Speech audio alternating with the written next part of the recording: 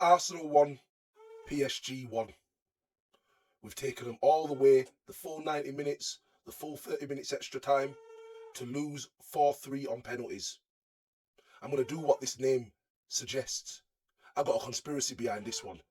Because the referee, the decisions, the penalty, giving us a corner, and then blowing the whistle before the corner's taken is absolute treachery. It's a catastrophe. It's diabolical.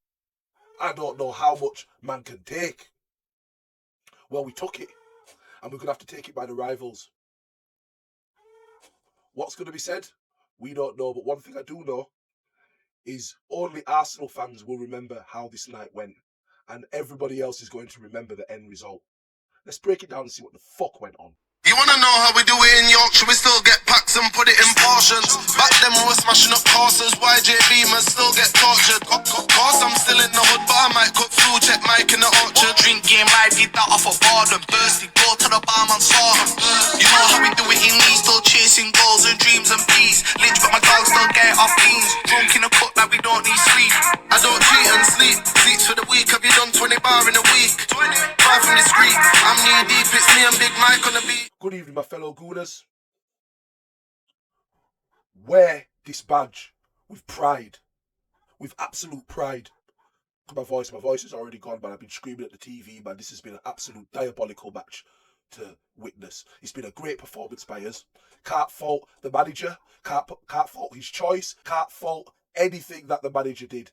It's hard to fault the manager when there's such decisions against us. If I wouldn't have been hit by copyright things on YouTube, I would have been replaying what the commentators were saying in their opinion to that penalty. Let's just break down a couple other things, because I'll get onto that. I'll get onto that in a sec. But as you know, this channel's A GOONER CONSPIRACIST, and I've got a conspiracy. I've got one that I can't ignore. I noticed it live. Let me just take it onto this, yeah, because I'm gonna do this screen thing. I don't do it much. I do it a few times in a few other segments, but I'm gonna do it. I have to. And if you want to get me done for copyright, you can try and get me done. But I'm not doing no videos. I'm just doing pictures. Yeah, I had to screenshot this just to get my receipts, because does anybody know who this is? Yeah, when everyone's lining up and they shake everyone's hand and they're given a medal. Look, there's the rest. Does anybody know who this is? Huh? Yeah. Look. Look.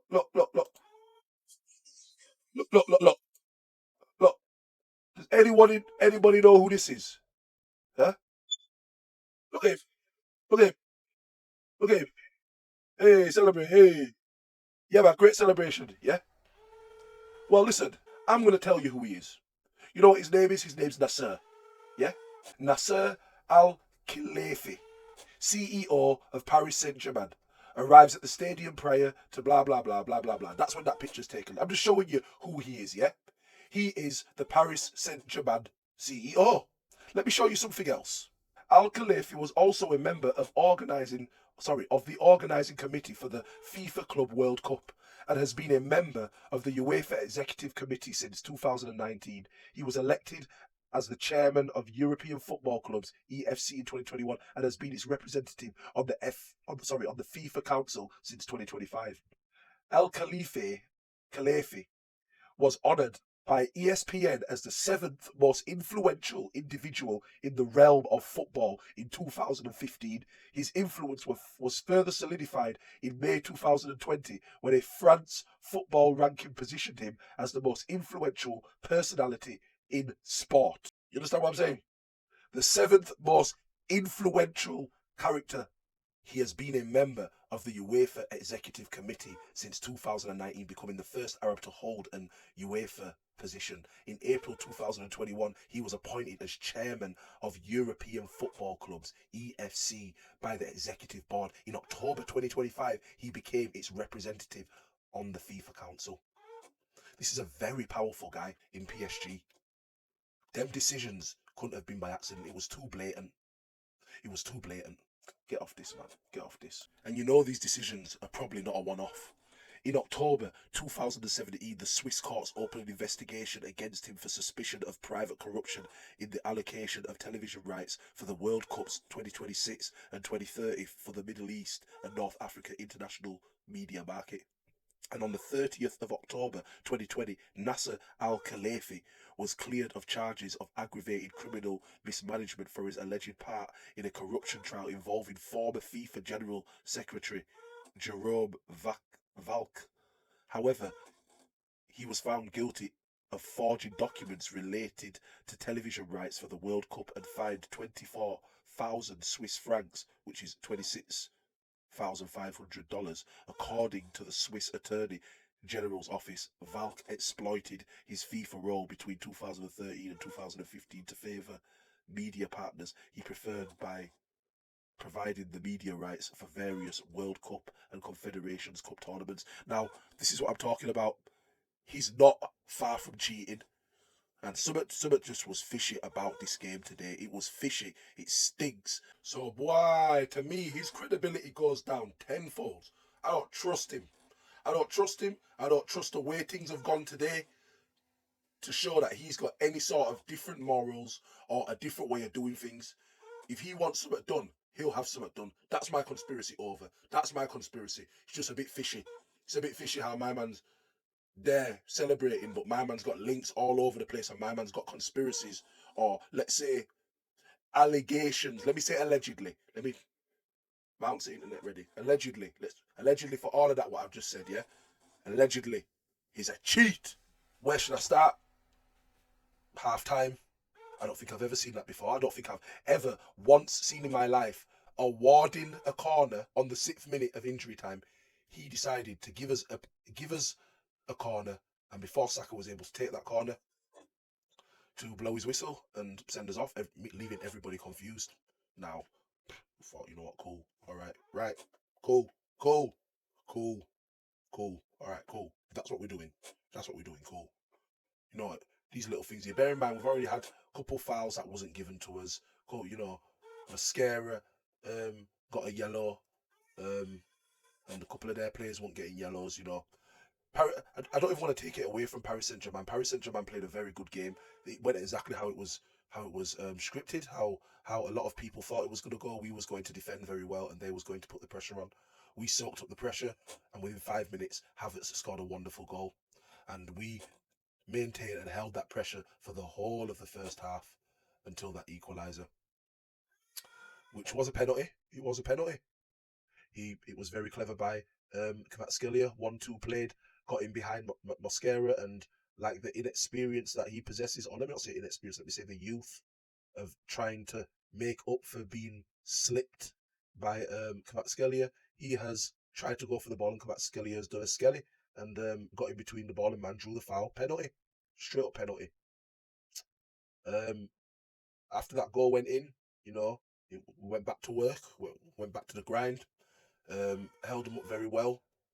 They had a lot of possession. They was making a lot of passes, but they was not having a lot of opportunities. They was not having a lot of shots on targets and shots on goal. How much should I count? They had more shots on target and shots on goal in the penalty shootout than they did in the whole game. So, hats off. It was a very good performance by us. Now, the decisions that was made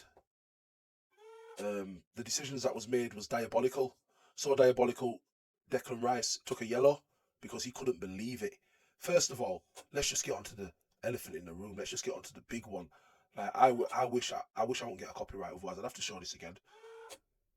When the penalty dispute was up, it took them 3.5 to 4 minutes to even show us the replay. This is VAR, you know. This is just for, you know, the editors and, you know, the producers and the people who are producing the whole footage live to show us the replay. You know, like how when something happens, a replay gets shown straight away so everyone can go, rah, it was a penalty. 3-4 minutes of the game going on before they decided to pull up and show us the footage. And when they did, you could tell they spent 3-4 minutes trying to show us the best footage possible that would say it's not a penalty.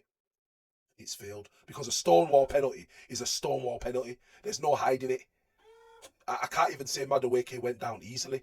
I can't say anything. You can blatantly see that Madueke did the exact same thing that Scalia did. He just didn't over-dramatize it, and he went down slower because his heel was clipped, as opposed to his legs getting entangled with Mosquera. His heel was clipped. There was no way they could hide it. They tried.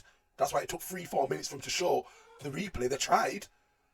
But after having to show it, after being forced to show it from different angles, there's no way they could hide the first clip that forced Madueke to almost drag his feet, and you feel the clip, you go down, penalty. VAR didn't even look at it. I'm sure they didn't look at it because we didn't see no check cleared. Oh, we might have. I must have just been in turmoil. I think I walked out the room and came back because I couldn't believe what was going on. I couldn't believe it. And then since that penalty shout was overturned, was not given, whatever you want to say, it just went from bad to worse. I'm so happy that we survived. Like, it got, after the last 10 minutes, it got to the point where I just want penalties. Like, I feel like we've got a better chance of penalties because right now, all we're seeing is PSG having the ball and dictating. And right now, we don't even have the legs to counter-attack. So just make it to penalties. We've got them. We've got them in penalties. And the penalties came. And the penalties started off very well. And Eze, I don't know. And I don't want to say it, Eze, because you're your brother and, you know, you wanted to come to us. You snubbed Tottenham for us. You scored a hat-trick against Tottenham and you scored a further 2 against Tottenham. Like, I don't even want to, but that penalty was shambles. And I'm sure you know it. But we win together, we lose together. Like, I can't even, like, Eze, man can't even blame you. Obviously, if it worked out, it would have looked pretty, it would have looked good, we probably would have won, but it didn't. So we lose as a team. I more want to focus on the decisions because, fair enough, we could have put that away. And Raya actually saved his skin because although you didn't put that away, Raya made a brilliant save the next game. Can I mention as well, their goalkeeper, M.R, did not make one save. Just wanna make that clear. Yeah? And Raya made one brilliant save and disappointed, man, disappointed. It's gonna be a tough one to get over. All the rivals there, well done. Well done, you know, you've got what you wanted. But positiveness, man. I'll be going to London tomorrow. Well, I should say today because this is when I'll probably put this out. You know, and we'll be celebrating the Premier League trophy. Come on, you Gooners. Come on, you Gooners. We won anyway. We won the Premier League. We're winners, man. And we will remain winners. And we'll support you all the way, Arsenal. All the way, man. All the way. Yeah, man. What do you lot think is going to be said? Like, personally, I feel like the whole thing's going to be ignored. I feel like the way the commentators was talking about the penalty dispute, it looked like it wasn't going to be a thing that was going to be mentioned. It didn't look like the referees was going to get any sort of pressure for an apology. The VAR isn't going to be questioned. It just looks like it's going to be one of those 2004s against Man United when the Invincible ended.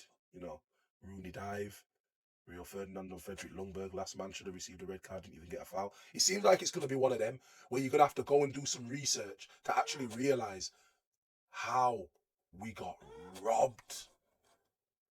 Like, disappointed that we still didn't get the job done because we still did have an opportunity to get the job done. And in regards to the penalties, we can't blame the refs. Like, we can't blame anybody. But there's decisions like that where I've said it before, the referee's managing the occasion over the game, and it seems like today he actually managed the occasion. Please make sure you like, comment, subscribe, man. And any of you that's going to London, enjoy yourself, because I know I'm going to be. And ignore the haters, man. We all know that if the result was different, your phone would be silent.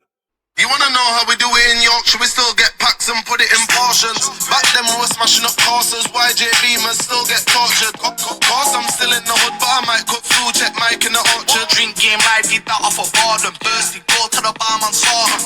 You know how we do it in me. Still chasing goals and dreams and peace. Lynch, but my dog still get off beans. Drunk in the cup like we don't need sleep. I don't cheat and sleep. Seats for the week. Have you done 20 bar in a week? 5 from the street. I'm knee deep, it's me and Big Mike on the beat.